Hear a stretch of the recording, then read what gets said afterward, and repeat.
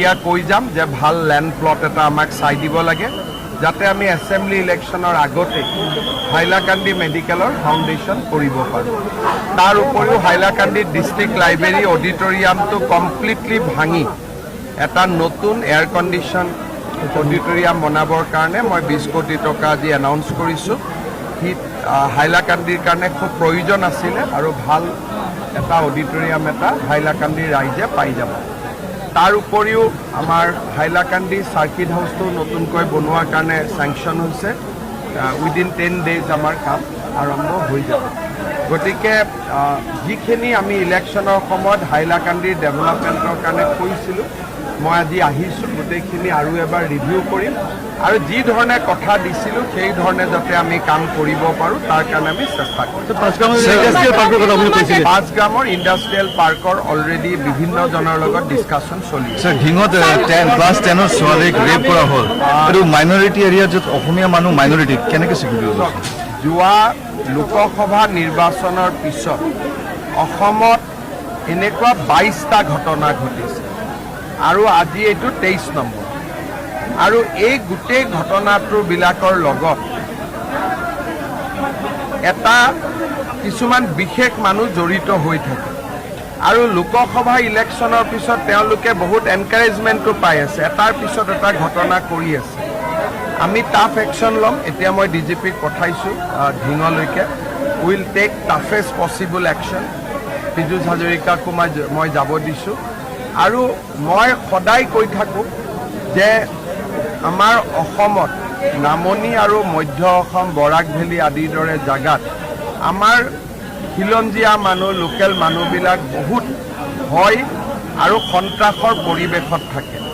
অসমৰ মানুহে যিমান এই কথাবোৰ বুজিব সিমানে আমাৰ কাৰণে ভাল। বাকীটো আইনত যি ব্যৱস্থা ল'ব লাগেতো মই ল'মেই, কিন্তু আমি যিমানেই চেনচিটিভ হওঁ যে এই জেগাবিলাকত কেনেকৈ আমাৰ মানুহবিলাক থাকে, কিমান কষ্টত থাকে, আমি যিমানেই চেনচিটিভ হ'ম সিমানেই আমাৰ মানুহবিলাকে সুৰক্ষা পাব। তিনিজন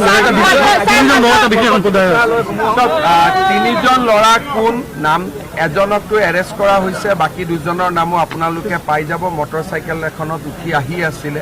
কিন্তু ঢিঙত এইটো ঘটনা এইটো ফাৰ্ষ্ট নহয়, স্প্ৰে গেং হৈছে আৰু হৈয়ে থাকে। যি যি জাগাত আমাৰ খিলঞ্জীয়া মানুহ মাইনৰিটি হৈছে সেই জাগাত আমাৰ মানুহবিলাক সদায় সমস্যাত থাকে। কিন্তু আনফৰ্চুনেটলি যিবিলাক জাগাত আমি মেজৰিটি তাৰ মানুহে এই মানুহখিনিৰ কথাটো অনুভৱ নকৰে। যেনেকৈ আজি অসমত কিবা এটা ঘটনা হ'লে অসমীয়া বঙালী কৰি দিব, কিন্তু কোনো বঙালী মানুহে ছোৱালীক ওপৰত হাত নিদিয়ে। কিন্তু আমাৰ মানুহখিনিয়ে চিন্তা কৰি থাকিব বঙালী, বঙালীয়ে চিন্তা কৰি থাকিব অসমীয়া, অসমীয়াই চিন্তা কৰি থাকিব মাৰোৱাৰী, মাৰোৱাৰীয়ে চিন্তা কৰি থাকিব হিন্দীভাষী। কিন্তু আমাৰ শত্ৰু কোন মিত্ৰ কোন মানুহে এইটো আজিলৈকে উলিয়াব নোখোজে বা নাজানে বা মানুহে এভইড কৰে। That is the biggest irony. সেইটোৱে আজি আমাৰ আটাইতকৈ ডাঙৰ সমস্যা।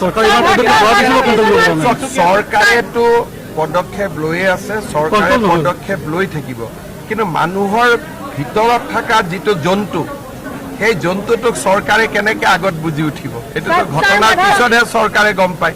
মাত্ৰ কেইজন ডেটপাছ কেণ্ডিডেট অৱশিষ্ট আছে, তেওঁলোকে চাকৰি দিবৰ কাৰণে অনুৰোধ কৰিছে। চাকৰিটো থ্ৰু ইণ্টাৰভিউ হ'ব আৰু ধুনীয়াকৈ হ'ব নহয়। 2017 আপুনি সকলোকে চাকৰি দিছিলে ডেটপাছত, যি দিলোঁ সেইটো দিন হৈ গ'ল। এতিয়াতো চাকৰি অন মেৰিটত হ'ব। কেনেকৈ হ'ব? ACCFৰ মই চেয়াৰমেন। এইটো কোনে ক'লে? এইটো আকৌ কোনে উলিয়ালে? কেনেকৈ চৰ্চা হ'ব? ACCFৰ চেয়াৰমেন হ'ল হিমন্ত বিশ্ব শৰ্মা, মুখ্যমন্ত্ৰী আছাম। এইটো কেনেকৈ বেচৰকাৰী কেনেকৈ বাঢ়িব? এইটো চিকিৎসা বাই কমিবহে, এতিয়া কমিব। কাৰণ ACCFৰ চেয়াৰমেন হ'ল অসম চৰকাৰৰ মুখ্যমন্ত্ৰী। এইটো কোনো নন গভৰ্ণমেণ্ট নহয়, it is a government institute.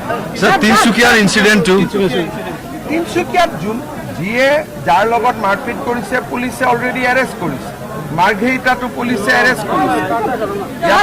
ইয়াতে বেলেগ কথা নাই। আমি যোনে য'ত গণ্ডগোল হ'ব তাতে পুলিচে একশ্যন ল'ব। অসমীয়া মানুহ যে ষ্টেজত থাকিব তেহেঁতৰ চিকিউৰিটি বিহাৰী মানুহে গোট বান্ধি মাৰিছে। ইয়াত চব তেনেকুৱা অসমীয়া বঙালী বিহাৰী এই ডিছকাশ্যনটোৱে হ'ব নালাগে যোনে য'ত গণ্ডগোল কৰে তাৰ ওপৰত একশ্যন হ'ব सर आपने कहा था कि मीटिंग में कि हैलाकंदी का 3 एमएलए कुछ काम नहीं किया तो तो किया नहीं किया तो आप ही लोग जानते हैं नहीं सर तो इसका जो फंड है ना गवर्नमेंट फंड है इसका तो यूटिलाइज नहीं हुआ होगा सर तो इसके लिए आप गवर्नमेंट क्या एक्शन अभी तो मैं मीटिंग का अंदर जो बोला वो मीटिंग का अंदर के लिए Sir, बाहर के लिए you're planning like in your regime, this development project came like this conductor from the Tata. So what is your plan for 2026 and after that?